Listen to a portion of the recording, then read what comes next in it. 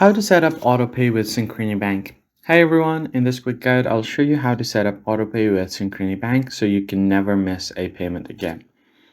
First, you go to synchrony.com and sign into your account using username or password. And once you are logged in, you're going to have to head over to your payment or manage Autopay section. You can find it after logging in, so let me just show you guys right here.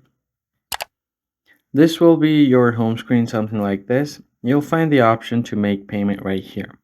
Right below that, you have view payments and then auto pay.